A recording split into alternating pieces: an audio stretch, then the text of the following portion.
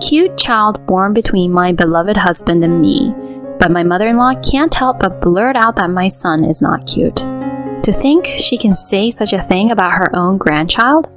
And to make matters worse, she treats me, her daughter-in-law, as an intruder. Well, if that's the way she feels, then I can do the same. This is the story of the most selfish and awful mother-in-law, and the tale of the daughter-in-law who stands up to her. My name is Maya. When I was 28 years old, I got married to my husband, Andrew. A year ago, our long-awaited son, Liam, was born. Around the time our son turned 6 months old, I also returned to work. I was juggling work and entrusted our child to daycare. Some people might think that it's too early for such things. However, we had a certain situation.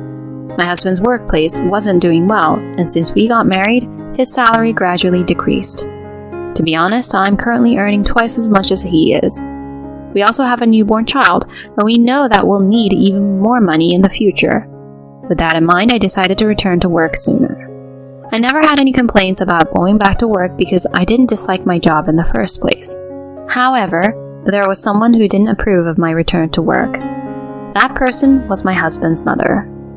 My mother-in-law moved in with us 3 months ago, but it seems like she has issues with me.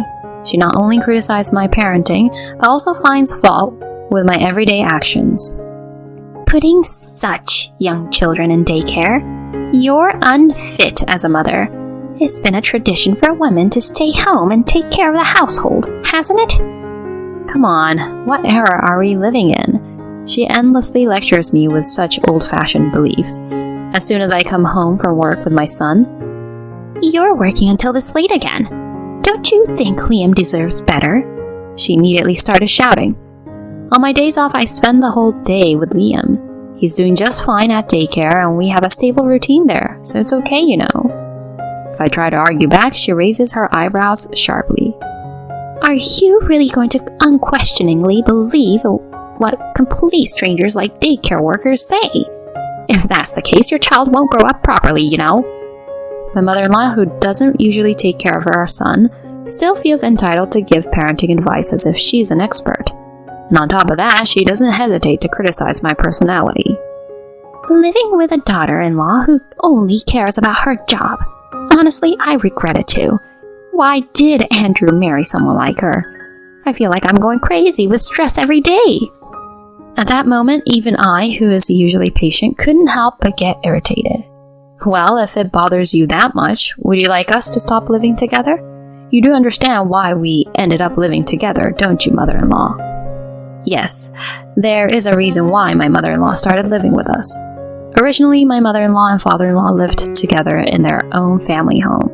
Then one day, my father-in-law had a traffic accident and became paralyzed from the waist down.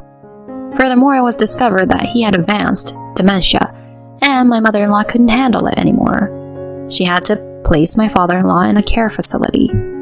Afterwards, she asked us to come back and live together here. She pressed us to move back in together, but both my husband and I had jobs to attend to. Considering the commuting situation, we couldn't just move from our current home. Then one day, my mother-in-law suddenly brought her belongings to our house without asking, and ended up staying. Ultimately, this cohabitation wasn't by mutual consent. It's essentially an inconvenient living arrangement where my mother-in-law moved in on her own accord. I understand that it's tough, considering that you're parents-in-law. That's why we agreed to live together. But didn't we promise not to interfere with each other from the beginning? Oh, did we? I can't even remember something from that long ago. Even though I emphasize the promise, it's clear that my mother-in-law feels completely empowered and knows she won't be kicked out. Her attitude was getting on my nerves. Please, stop this already. We agreed not to interfere, didn't we? We accepted living together with you, right? This isn't how it was supposed to be. You're so noisy. I wonder why Maya isn't as sweet as Luna. Luna is such a well-behaved child. Luna is my husband's younger brother's wife. In my case, she's like a sister-in-law by marriage. Well, she also has a rather unpleasant personality. Or maybe it's better to say she's sly rather than having a bad personality. She became a full-time homemaker shortly after marrying my brother-in-law, and she was very much liked by my mother-in-law. My mother-in-law would unilaterally summon Luna to this house, and the two of them would gossip about me. Hey Luna, listen to this. Maya, she's still continuing to work. Oh, really? Even though Liam is still so little? It's impressive that she can manage that. See? Right? In that regard, you're doing well by being a stay-at-home wife. You can rest assured even if you have children someday. I deeply respect you, Mom, so I'll do my best. This continuous parade of trying to please each other goes on relentlessly. What's more, they deliberately speak loudly within my earshot. I genuinely disliked the way those two acted. Eventually, Luna, perhaps wanting to be liked by my mother-in-law, started speaking ill of me on her own. Your husband, if I recall correctly, earns about as much as my husband, right? Yet despite that, the fact that you both work means your budgeting skills are lacking, aren't they? Certainly, a few years ago, their salaries might have been similar, but now my husband's is even less. I hadn't told them about my husband's company struggling, partly due to pride. When Luna criticized me, my mother-in-law enthusiastically joined in, and it had become a regular routine. Really? I can't imagine leaving the kids to someone else to take care of when it's my fault for being so bad at making ends meet. Luna, you shouldn't be this kind of wife, okay? Of course. It's because I have super respect for your mother. I can't help it. Oh, Luna. They should have their excessive flattery contest somewhere else, as it was making me feel embarrassed just listening to it. It only added to my stress. I felt like I had reached my limit living with my mother-in-law, so I decided to talk to my husband about it. Hey, it's about your mom. Almost every day she invites Luna over and makes fun of me. Huh? Mom does that?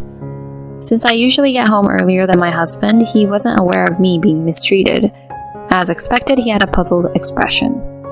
Exactly. She promised not to interfere, but she criticizes me for continuing to work. She hangs out with Luna and endlessly badmouths me. I can't take it anymore. After thinking for a while, my husband says something unbelievable. Well, Maya, Luna seems to get along fine with Mom, right? So maybe, Maya, you could try to compromise with Mom a bit? Huh? Hey, were you even listening to me? Mom even denies my personality. How can I compromise with someone like that? When I pressed him on it, my husband scratched his head indifferently. Don't be so uptight. Just try to be like Luna for once. Then Mom will probably like you more. What's that supposed to mean? Pretending to be all sweet to win your mother over? Enough already, I was a fool to seek advice. I felt like there was no one on my side right now, and frustration welled up inside me, more than anger. Next day, the snide remarks from my mother-in-law and sister-in-law continued, as usual. When I started preparing dinner after returning home, I heard a voice like this. Are you planning to make another terrible dinner tonight? You're always cutting corners, and it's really annoying. Well, it's probably because of your job, isn't it? Your mother-in-law and I would never serve our husbands half-hearted meals like this, you know. In my opinion, neither my mother-in-law's cooking nor Luna's deserves any compliments. My mother-in-law's food is overly seasoned and not that tasty, and even for my sister-in-law, who practically lives with us every day, you'd think her domestic skills would be apparent. While muttering complaints in my heart, I silently continued preparing dinner. When my husband returned home, both my mother-in-law and Luna blatantly changed their attitudes, and neither of them harassed me. Because of this, my husband couldn't trust what I said. Just then, an incident occurred. While I was at work, I received a sudden call from the daycare. After learning the details, I quickly contacted my husband and rushed home. There, I found my mother-in-law and my sobbing son. Hold on, Mom. What exactly are you trying to do? Taking Liam away from daycare without permission? When I yelled, my mother-in-law sighed in exasperation and looked at me with a condescending expression as if mocking me. What are you talking about? I did it for the sake of my grandchild. Daycare is just a waste of money. Child rearing is something a mother should do, isn't it? That's your own selfish belief, isn't it? Even though there are circumstances and I left my child in your care without permission, taking them away without consent is just plain rude. It's practically kidnapping. Huh? Kidnapping? It's my grandchild, for heaven's sake. Whether it's a grandchild or not doesn't matter. You ignored the daycare teacher's objections and took them away on your own, which is no different from kidnapping. At this point, my mother-in-law just shrugged her shoulders. Eventually, she began saying something outrageous. Ha! Nonsense. Neither you nor the grandchild are cute at all. If you have complaints, just leave already. For me, it's one thing, but my grandchild? Not being cute? At that moment, a loud warning bell rang inside me. To think my own grandchild isn't cute, and to say it so casually in front of the grandchild. Living together with someone like this any longer is impossible. I will absolutely not forgive her for belittling my precious son. I absolutely must protect this child. At that moment, my husband returned home and I immediately told him, Andrew, it was your mother who took Liam from daycare. I've reached my limit, Andrew. I can't live with your mother. Then my mother-in-law suddenly started pretending to cry and playing the victim. Listen, Andrew, can you believe Maya treats me like a kidnapper? I was just going to pick up adorable Liam. Don't you think this is terrible? Just picking him up? My mother-in-law's words got me heated up as well. Don't joke around. Earlier you said our child isn't cute, right? Telling me to leave quickly. You can leave. This is our home. Do you plan to act like a good mother only in front of my husband? Andrew, please help me. Maya always harasses me like this. Seeing my mother-in-law crying and pleading with my husband, I couldn't help but find it all absurd. If my husband were to side with this melodramatic act of my mother-in-law, I thought at that moment we would live with just my son and me. That's what I thought. My husband was the first to break the silence. For now, let Maya and me have a conversation. Please go back to your room, Mom. My husband, who always took his mother's side, made this statement, leaving my mother-in-law wide-eyed. What are you saying? This is about Maya, so why don't you listen to me? Is that how it is? After all I've been through? This time it involves Liam as well, so as parents, Maya and I want to have a proper conversation. My mother-in-law wore a consistently dissatisfied expression, but she probably couldn't say anything against her son, so she reluctantly agreed. After that, my husband and I talked for hours about this incident and past issues. We reached a certain conclusion, and a few days later we decided to convey the details to my mother-in-law. Mom, sorry for keeping you waiting. We finally sorted things out. My husband greeted my mother-in-law with a smile. Seeing that smile, my mother-in-law seemed convinced that my husband had taken her side, and happily began speaking. Is that so? Finally, you're getting away from Maya, right? Without paying any attention to my side of the story, my mother-in-law was delighted. She called my brother-in-law's family over and started talking about me as usual, bad-mouthing me endlessly. Oh, it's really great. Today we'll finally be able to say goodbye to Maya. Right, Maya? In response to her question, I answered with a smile, of course. Good, then get out quickly. Take that not-so-cute child who looks just like you with you. From now on, this house will be for me, Andrew, and my other son's family. I'll be living there. Bye! Then my husband, who had been silent until then, suddenly opened his mouth. Shall we go, Maya? Huh? Yes, let's go, Andrew. Huh? Huh? It seemed my mother-in-law couldn't quite comprehend it, repeating, huh? Several times. As my husband and I carried our belongings, we headed towards the front door with our family of 3. At that moment, my mother-in-law called out to us. Wait, Andrew, what on earth is going on? We're going to live together in this house, right? What are you talking about? My husband turned back to my mother-in-law with a cold expression. I'm leaving with Maya. I can't tolerate your delusions any longer. My mother-in-law's body trembled and she slumped to the ground in disbelief. Why? Why are you taking her side? I heard everything from Liam's daycare teacher.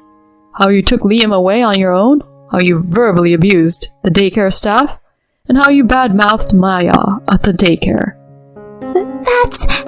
I never thought my mother could be such a terrible person. I misjudged her. Just surround yourself with people who actually listen to what you say and try to live a good life. With those words, my husband pushed me forward and left the house. My mother-in-law cried until the very end, calling my husband's name. On the way to our new home, my husband apologized to me. I'm sorry I didn't realize it sooner. Please, forgive me. What are you saying? Just by taking action like this, it's more than enough. I smile at my husband. Yes, I was more than happy that my husband believed my story this time and not my mother-in-law. Since then, we no longer have anything to do with my mother-in-law or my brother-in-law and his wife, and we've been able to regain a peaceful daily life. After that house was cancelled, so my mother-in-law had no place to live. She seems to have moved in with my brother-in-law's family. With my mother-in-law joining and putting a financial strain on them, they couldn't manage on just my brother-in-law's income. As a result, my sister-in-law had to start working, and now my mother-in-law is all alone at home. There's no one to badmouth anymore, and they don't even have someone to exchange harsh words with. In fact, even with Luna, whom she used to get along with so well, they now have constant arguments. It's because of you that I had to start working, isn't it? Spare me. Huh? Is it my fault? You're in the way, you old hag. Seeing Luna's true nature, it seems even my brother-in-law's feelings cooled off. Now they're in the middle of divorce proceedings. She used to be able to pretend in front of my brother-in-law because she had a lot of time on her hands, but now that she's working, she's getting frustrated more and more. It seems her true colors emerged. Whatever situation they find themselves in, I have no intention of ever having anything to do with my mother-in-law and the others. It's just my husband, my son, and me. We plan to work together to build a happy family from now on.